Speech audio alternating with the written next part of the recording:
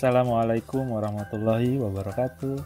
Berjumpa kembali bersama saya Joko Marwanto. Dalam kali ini kita masuk dalam sesi kelas sejarah. Pembahasan dalam sesi kali ini adalah teori masuknya agama dan kebudayaan Islam ke Indonesia. Mari kita belajar sejarah, merefleksi masa lalu, memetakan masa depan. Dalam melihat proses masuknya agama dan kebudayaan Islam ke Indonesia, ada 4 teori yang mengemuka yang didukung oleh para ahli. Bagaimana mereka mengidentifikasi sehingga Islam bisa masuk dan berkembang di Indonesia.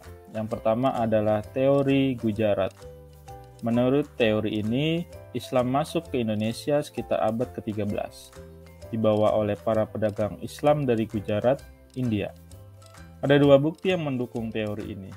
Pertama, batu nisan Sultan Malik As-Saleh dari Samudra Pasai yang bercorak Gujarat, India, berangkat tahun 1297 Masehi, serta catatan perjalanan Marco Polo, seorang pedagang asal Venesia yang kemudian singgah di Perlak pada 1292 Masehi dan mendapati telah banyak penduduk yang beragama Islam, termasuk di dalamnya para pedagang asal Gujarat, India tersebut. Teori ini didukung oleh Snokhorgrone, Strahem, dan Flake.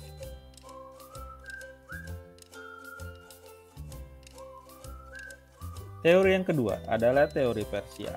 Menurut teori ini, Islam masuk dibawa oleh orang-orang dari Persia sekitar abad ke-13 Masehi.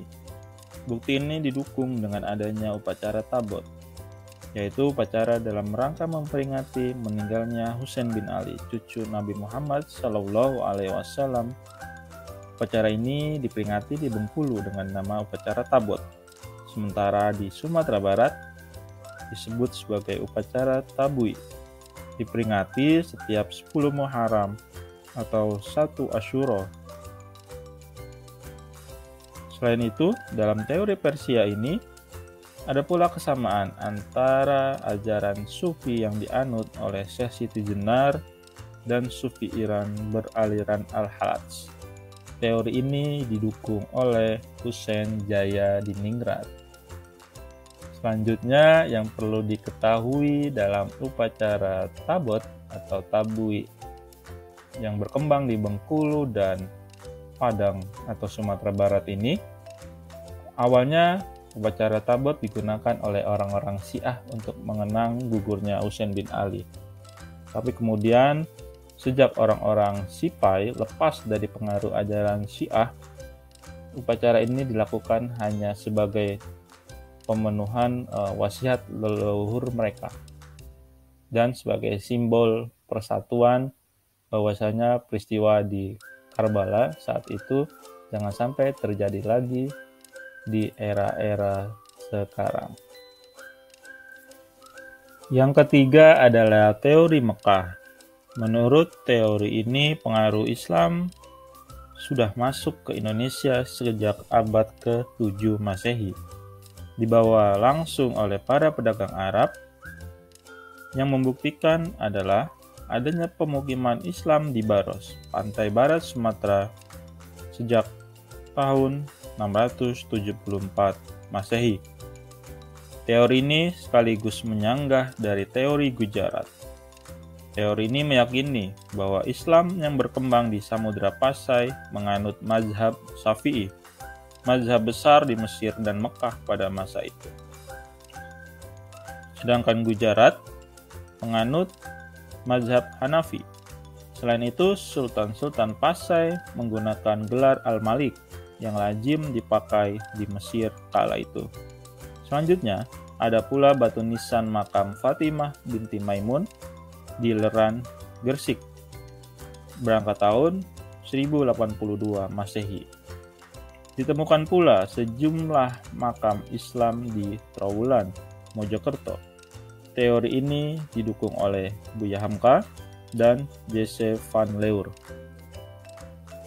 Teori ini menjadi teori yang mengungkapkan bahwa Islam telah ada di Nusantara atau di Indonesia sebelum abad ke-10. Teori yang keempat adalah teori Cina. Menurut teori ini, penyebaran Islam di Indonesia juga diperkirakan masuk dari Cina.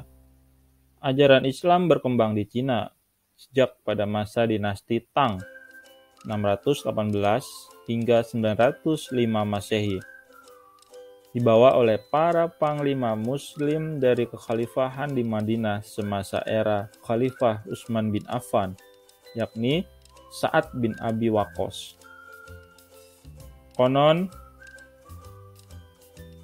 pernah menjadi pusatnya para pendakwah Islam dari Cina.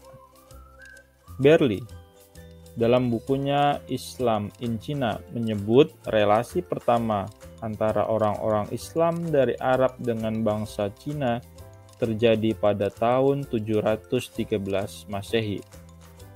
Selanjutnya, diyakini bahwa Islam telah memasuki Nusantara bersamaan dengan migrasi orang-orang Cina ke Asia Tenggara. Mereka banyak memasuki wilayah Sumatera bagian selatan atau Palembang pada 879 Masehi atau pada abad ke-9 Masehi.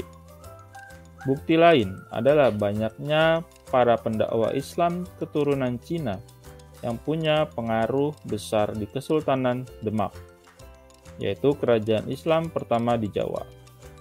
Kemudian seiring dengan keruntuhan Kemaharajaan Majapahit pada perjalanan abad ke-13 Masehi, sebagian dari mereka yang kemudian disebut sebagai Wali Songo. Dalam buku sejarah yang ditulis oleh Nana Supriyatna diungkapkan, Kesultanan Demak didirikan oleh Raden Patah, putra dari Raja Majapahit, dan istri seorang perempuan asal Cina yang telah masuk Islam, yaitu Putri Campa. Raden Patah memiliki nama Pangeran Jinbun, kemudian memimpin Demak bersama Wali Songo sejak tahun 1500 Masehi. Ya, kita sudah berada pada penghujung sesi pembelajaran kali ini. Terima kasih, sampai ketemu lagi di pembelajaran kelas sejarah berikutnya. Wassalamualaikum warahmatullahi wabarakatuh.